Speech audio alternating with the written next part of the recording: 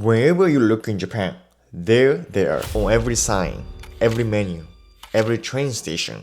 Kanji. For a lot of people, the kanji is just overwhelming. And your brain said, how am I supposed to learn all of this? But what if I told you every single kanji has a pattern, a structure, a hidden story inside it? And what if there is just one tip, one simple idea that completely changes how you see kanji forever? So today I'm gonna talk about the one simple technique that makes learning kanji so much easier and more enjoyable than you think. Anyway, hello everyone, my name is Sasuke. I was born and raised in Japan, and I have taught Japanese to over 100 students, and I love what I'm doing right now. Let's get started. And the tips I'm gonna talk about today is understanding radicals. Kanji are built using smaller component called radicals. Radicals can tell you the meaning or category of kanji, making them essential for understanding and remembering kanji. But basically, kanji is just a puzzle, and the one radical, just a small component of radical, can tell you what this kanji meaning or which category is this kanji belong. But before to understand kanji, you have to understand there are two types of kanji, which is onyomi and kunyomi. So kanji have two main readings, onyomi and kunyomi. Onyomi is a Chinese reading and it's often used in compound words. So onyomi is like by itself, it doesn't mean anything. If you use it with a different onyomi, it means something. On the other hand, kunyomi is a Japanese reading and it's typically used when a kanji is on its own or with hiragana. Okay, so this is an example. This is a kanji.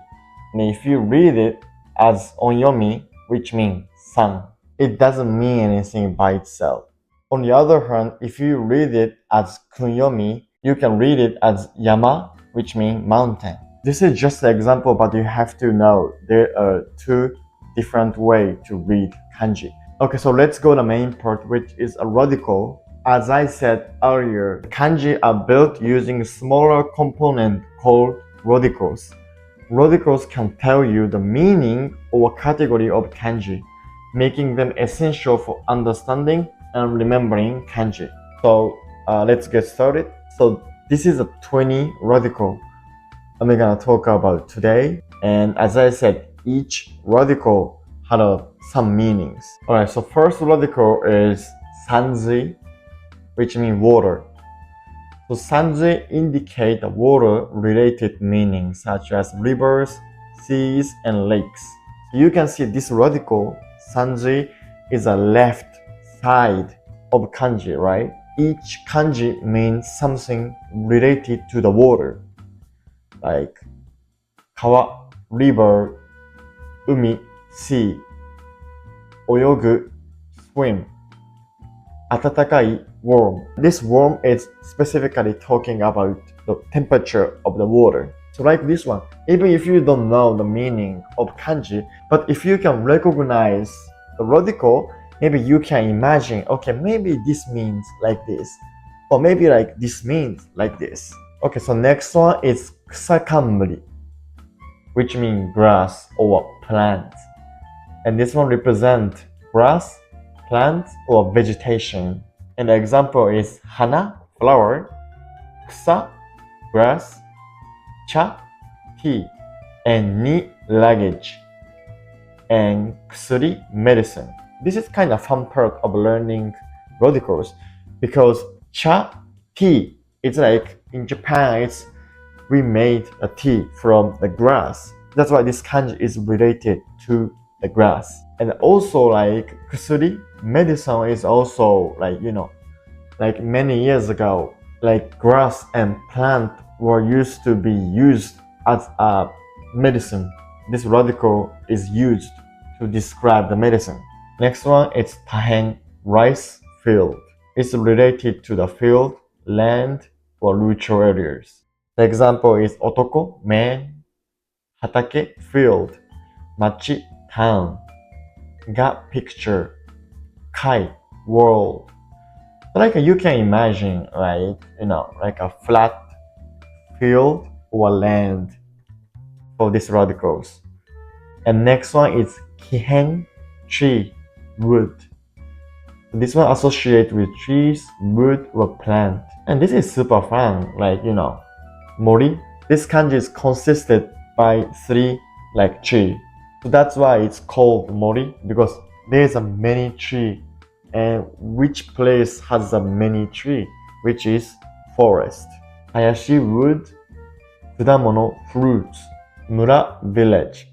Sakura, cherry blossom. So this one is sometimes used by itself, or sometimes it's used left side of kanji, or sometimes it's used underneath of the kanji also. Next one is ninben, person. It's referred to the people, action, or characteristics of human. By itself, this one is like this one. So this one is, if you use it as a radical, it's kind of shrinking. Like from this one to like this. Am I right? I don't know. Like this. Shrinking. So, and this one is always, most of the time, used left side of kanji. So, karada, body.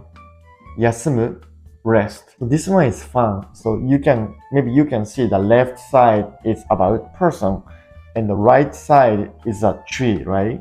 If you want to rest, you kind of want to lean to tree and rest.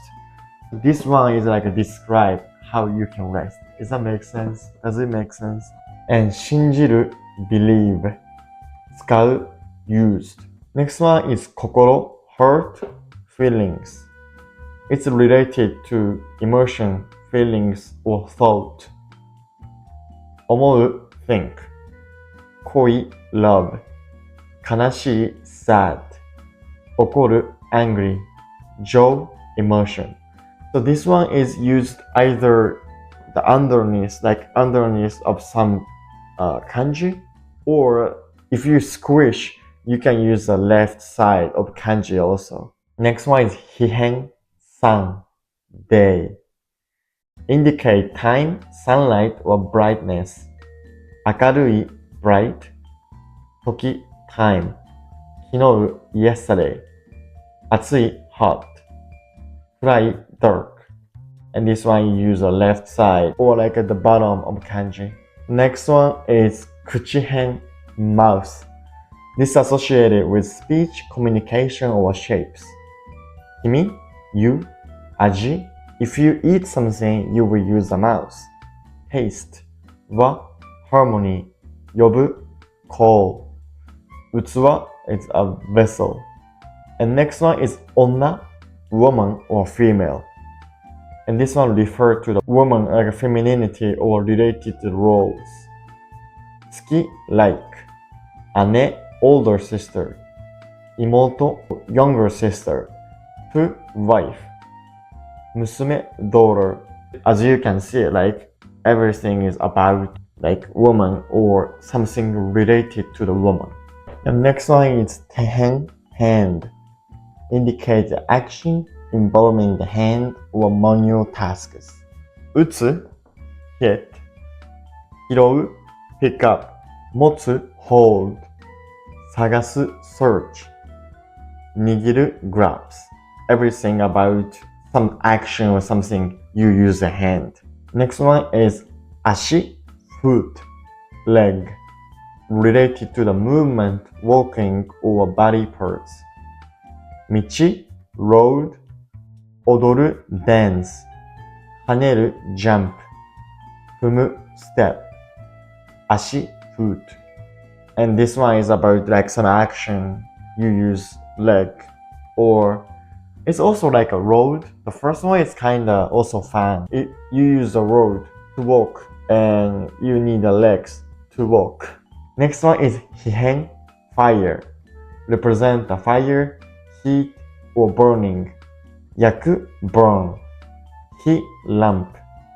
Kemuri, smoke. Hono, flame. Atsui, heat. So maybe last one is you squish the vertically and you use it the bottom of kanji. And everything is related something about fire or burning or heating, whatever. Next one is ame kanmuri, rain. Associated with weather, rain, or natural phenomena. Kumo, cloud. Yuki, snow. Kaminari, thunder. Tsuyu, dew. Den, electricity. This one is almost like you use it when you describe something about weather.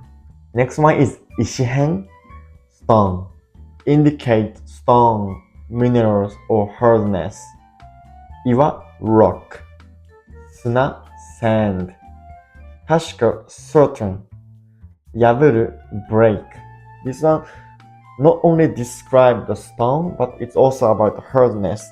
And the certain is about, like, it's showing you sure. Like you showing the hardness of idea or something. So I know kanji is difficult, but if you try to have a fun, if you try to enjoy learning kanji, of course you can. Next one is kane, metal, money. Refers to metal, money, or wealth. Gin, silver. Hetsu, iron. Hari, needle. Kagami, mirror. Kagi, key. And next one is skihen, moon, or the body part. It represents the moon or body part, stomach and a brain, for example. Akarui, bright. I, stomach. No, brain. Hara, belly. Himo, liver. And this is so flexible. This one is sometimes used the left side, or sometimes right side, or sometimes the bottom of kanji. The next one is gomben, words, speak. And this indicates a speech, words, or communication. Hanashi, talk. Koto, word. Yomu, read. Hi, record. Hamesu, try. And the most of kanji is about something about words, or it's related to the speaking or communication or whatever. Mehen, eye, related to seeing, watching, or viewpoints. Miru, see. Manako, eye. Oboeru, remember. You need an eye to remember something, or something like that. Oya, parent. Kan, view. Next one is uohen, fish. It represents aquatic life or fishing. Sakana, fish. Fujira, whale. Sake, salmon. Like wherever you see this radical, it's about fish. Alright, finally, the last one. Takekamuri, bamboo. It's associated with bamboo, structure or object made from bamboo. Fue, flute. So fue is like a Japanese traditional flute is made from the bamboo. Hako, box. This one is also made from bamboo. And kantan, simple. Fushi, joint. Kizuku, build. I kinda go over the main radicals, but how was it? For me, it's super interesting because once you understand the radical, you can tell what kanji means. If you don't know anything about kanji, but you can tell maybe this kanji means something like this one, depending on the context. But maybe you can tell sometimes. And I think it's way easier for you to remember and understand the kanji. Because if you try to learn kanji by itself every time, that's a pain, guys. That's a pain.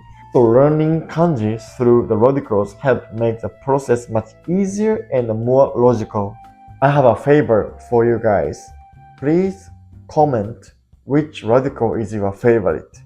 And also comment the kanji that use your favorite radical if you can.